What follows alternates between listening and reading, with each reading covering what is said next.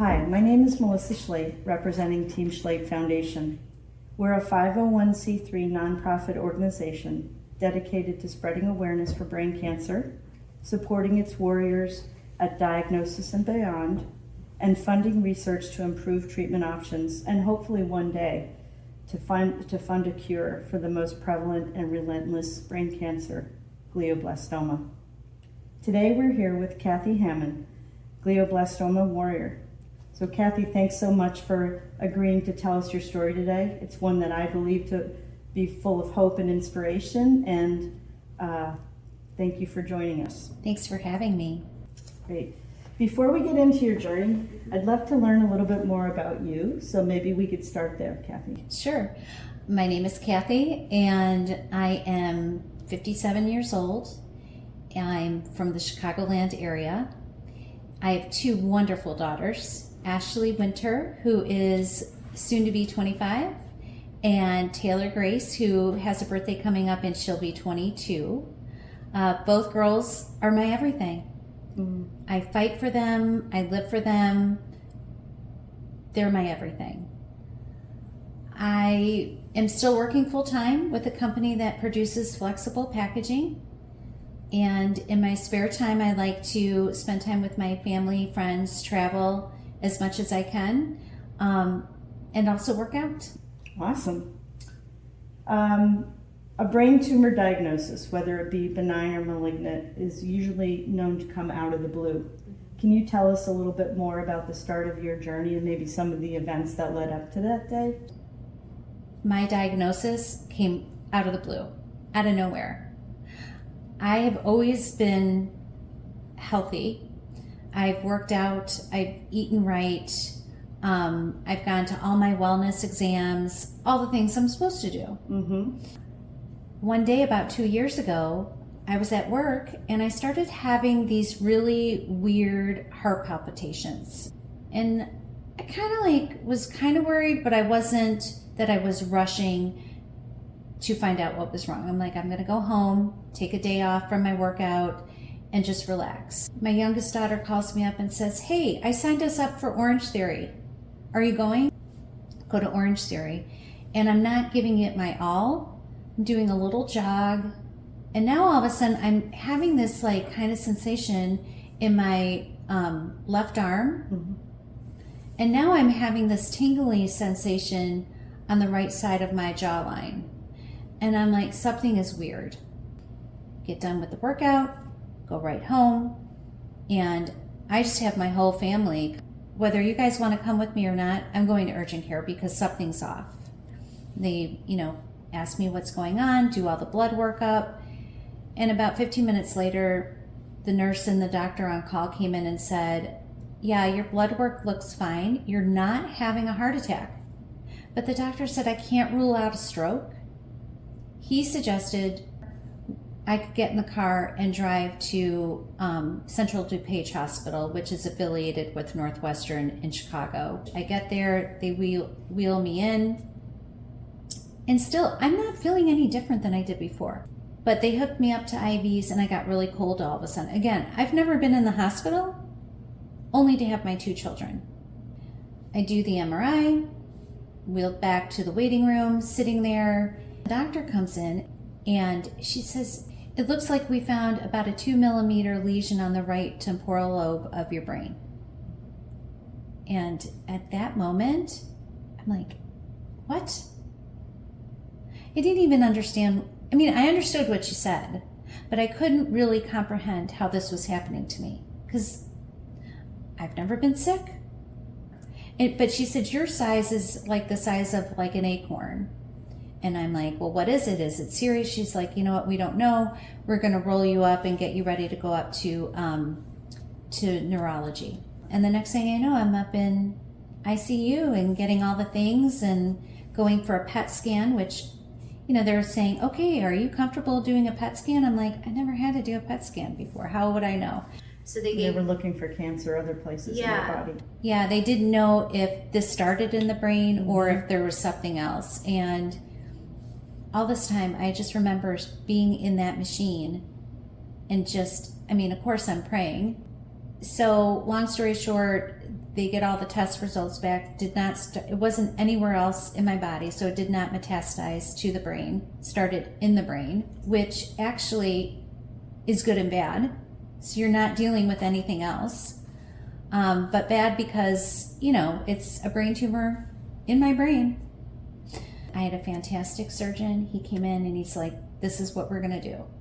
He's like, we can go in there and get it out. And he said, or you can be discharged, go home, get a second opinion. I'm very lucky because I have a family member who is a doctor, a radiologist actually. I spoke with him. He's like, you're in a great place. Let's get it out. And I was like, yeah, why would, I didn't want to wait. Like I wanted to go in there and get it taken out right away. And then let's move forward. So I went in on a Thursday in June, late June, and I'm having surgery the next evening on Friday. And in all of that time, what was so amazing, I had texted my two best friends and they were in the car with their husbands driving up to see me. Of course, my parents were there, my family, my dad, his wife, my stepmom, my brother, and then my girls, my ex-husband, their father, brought them to me. And then the next thing I know, I'm going into surgery. And all I remember is the nurse saying to me, do whatever they say when you're trying to wake up from surgery. If they say, move your hand, move your hand. And that's exactly what I remember waking up to. And they had me up the next morning, walking around the ICU unit, doing laps. It was amazing and scary all at once. And then I went home. They discharge you within 2 days. The hard part for me was those 2 weeks that I had to wait to get in to see the oncologist at Northwestern, because they want you to heal a little bit. They need to do some studies on, what's going on, what the tumor makeup was. Right, they need to do the tumor board review, the biopsy sample of what they had removed from your brain. So that was a hard spot for me. And I started reading it, which for any patient who's going through this, that's the one thing I would say, do not do. No internet surfing? No, because I feel like, again, it's the beginning stages. I didn't know what it was. All those things, all those factors, all those numbers are just numbers. That's all they are. And it's not your story. We go to the oncologist appointment at Northwestern in Warrenville, and I brought my father and my husband at the time, and the three of us are sitting in the doctor's office, and I have the oncologist, Dr. Katari from Northwestern, come in. So he brought all the slides up and basically explained the different grades and what they were, and said, we believe that at this point, this is glioblastoma, and this is grade 4. My dad was asking a lot of medical questions, and then someone else wanted the doctor outside of the room to kind of ask some questions. And I said, no, I don't want anybody going outside the room and having a side conversation with the doctor. This is my journey. And so with my situation, they were able to remove the tumor itself because of the location and size. We got it, but now we have to be preventative. What are we going to do? Because it could come back. And as I understand, you went through standard of care at that point, which is a combination of radiation and chemotherapy, and for 6 weeks, Yes. 30 days, the initial cycle with temozolomide. So I did 6 weeks. So 5 days a week, I went in every day for radiation. And it's not just radiation that they just zap your head like that. They make a whole face mask. Mm-hmm. And you wear that face mask and they lock you down, and then they put you in the MRI machine and you can't move for I think it's really 8 minutes, but it feels like 30 minutes. So I did that 5 days a week for 6 weeks, and then that was combined with TMZ, chemotherapy. And and then I was done, and then I had a little break. Yeah. And then I started with 6 rounds or 6 months of a combination of the chemo drug, and then for 23 days out of 28 days. And then it was an elevated amount. And then I was part of a trial with Northwestern that you like repurposed another drug to take with it that would hope to break the blood-brain barrier to get the chemotherapy to the tumor area. And that brings us basically to where we are today, which is about 2 years out from your original diagnosis. I mean, by definition, when you look at glioblastoma, like as you were mentioning online, you're an outlier. Typical diagnosis or typical life expectancy is 12 to 18 months post-diagnosis. So you sitting here in front of me, can you reflect on maybe some of the reasons why you think you're having success in your journey today against GBM? Yes, I am so blessed that I am this far out. As far as thriving, I look every day as a gift, and I am so thankful. How did I get here? I don't know exactly. I think that maybe because of the location of the tumor, that they were able to remove it. Maybe my doctors. I mean, it's hard to say. Is there anything about your lifestyle that you think either physically or mentally is helping to set a sound base for all these other factors as well to drive the non-recurrence? I mean, for myself, I decided at the beginning of this marathon, because that's what I call it, or my journey, I needed to fight because I want to be here to see my daughters get married. I mean, I think that you have to stay positive through it all.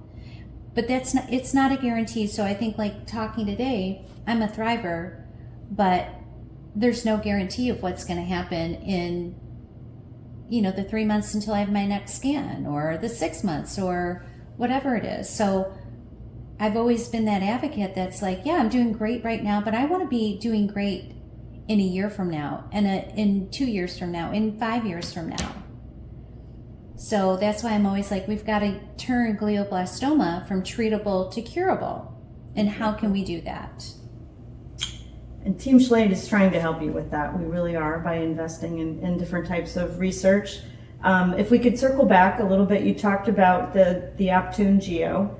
And I know that we kind of jumped over it, but you would have started that after your original standard of care at some point, a few months. So standard of care, and then when we started doing the 6 months rounds of the higher dose of the chemo, then this was introduced, and this was part of standard of care with Northwestern.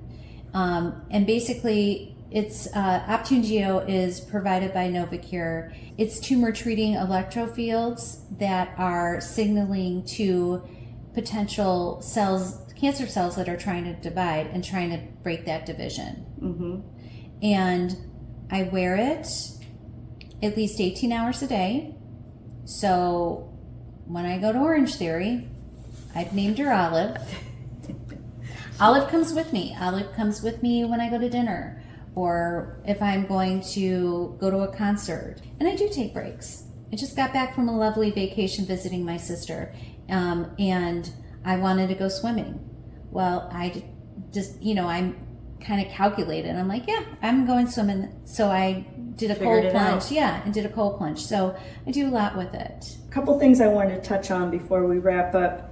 You're actually the first female warrior that we've interviewed for Team Schlade. And I wanted to ask if there was any unique aspects about the disease or even being a single female that you would like to share or ponder upon for our listeners. Right. So, boy, I feel kind of honored that I'm the first woman on the broadcast. One of the things that I can say from a woman's perspective is, stay strong. And whether that's to go out to take a walk or to meditate or just to, be by yourself a little, find what's going to make yourself peaceful. so that you can spread that around the people or your children, because I think that's important. I mean, it's wonderful. It appears from this conversation that you have a great support system, including your 2 girls, your extended family. I've seen pictures of you and your friends, so that's great to hear. I think that's a very important part of the glioblastoma journey, is really surrounding yourself with the support team. Is there anything else before we part today? Any other messages that you would like to share with GBM warriors as they're dealing with their day-to-day? One of the most important things that you can really do is, first of all, have hope, because I think there's a lot of great things going on in the GBM community with research and development. Really rally yourself with people that are going to keep you positive and strong and are going to love you. I think that believe in yourself and give yourself some space to mourn and to be sad. I didn't do that right away. It took a while for me to do that, but I think it's important to let your emotions out and lean on your friends, lean on your partner, lean on whoever you need, and just stay positive and ask questions. What else can we do? What other trials are out there? What's coming up? Potentially too, look for a doctor or a hospital that has a tumor board, so that your case is always getting reviewed by multiple doctors and radiologists.